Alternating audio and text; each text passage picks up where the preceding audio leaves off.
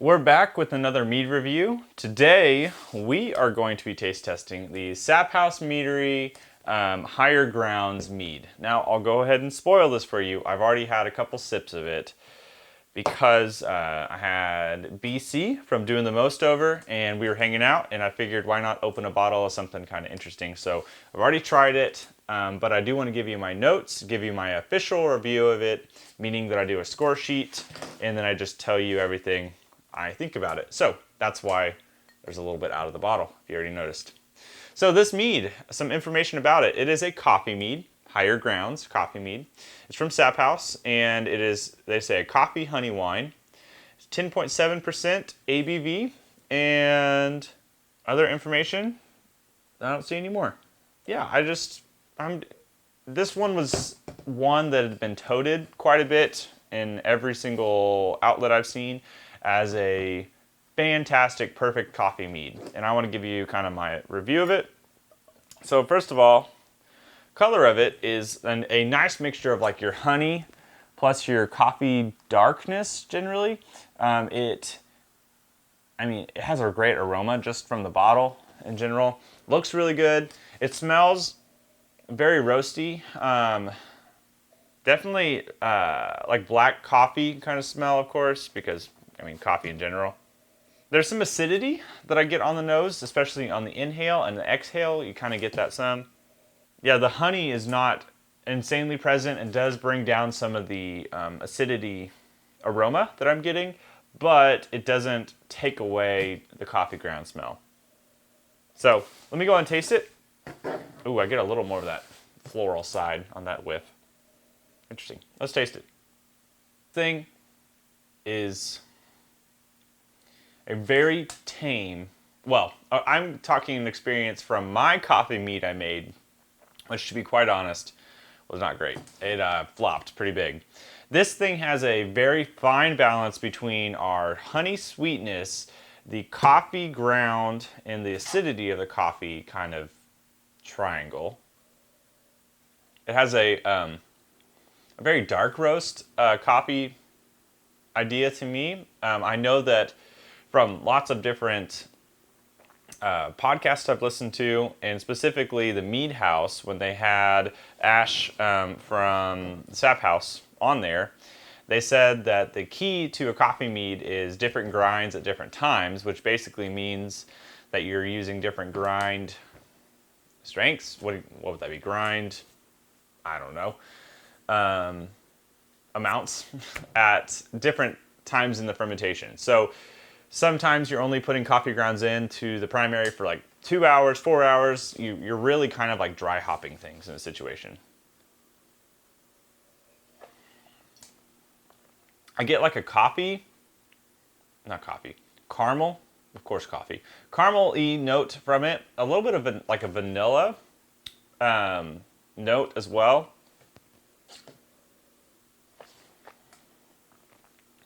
I'm not sure what kind of honey this is, but it has a really great build. And what I mean by that is it's got a nice, very aromatic floral side, and I get a lot of that on the taste as well, that floral, bright notes from it. It's also got this warmth from a darker side of the honey, and I think that could also be aided by the fact that it's coffee, so it's dark in general. This thing's really good, and I definitely want to do my score sheet for it, of course. So this is my score sheet. I'm going to go ahead and do all my information, and then, of course, I will share it with you. So let me go and score it.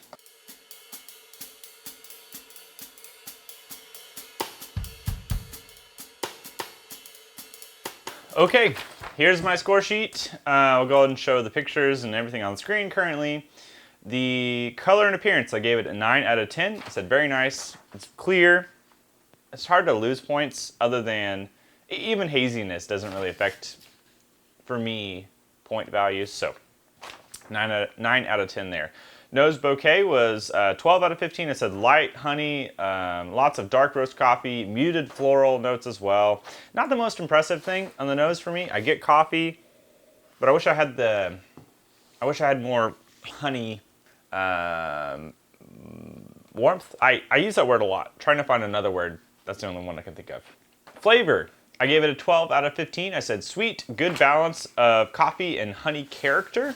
So it obviously has honey character on the actual palate because it's sweet. So you get the floral notes, you get these bright notes as well. The warmth is kind of in between.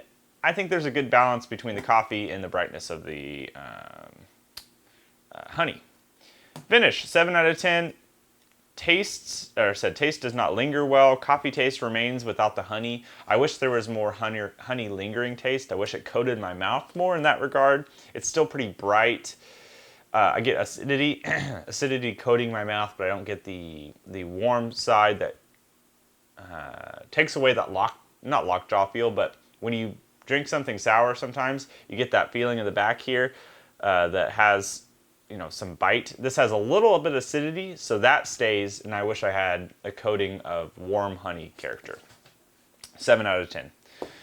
Honey character presence, 8 out of 10. Not present on nose, but present in the palate. Again, semi-present in the palate. Mouthfeel body, 9 out of 10. Full bodied.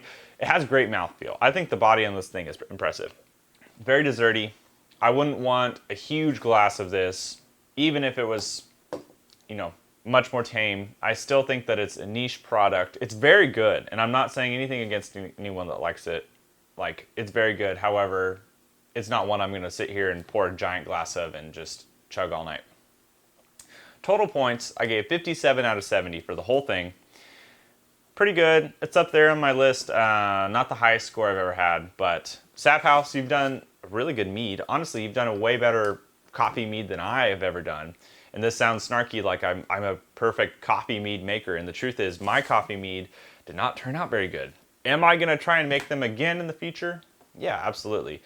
There are lots of different ways to make coffee meads. I would personally try to make it again using cold brew and a combination of honey and maybe possibly, if for whatever reason the coffee was not strong enough, some loosely ground beans, maybe. So anyways, this is pretty good, very good. Check out Saphouse, put them in the description. They have a bottle club. They do a lot of great stuff for mead makers and anybody who is looking to try some really nice meads. I have a couple other reviews of their stuff.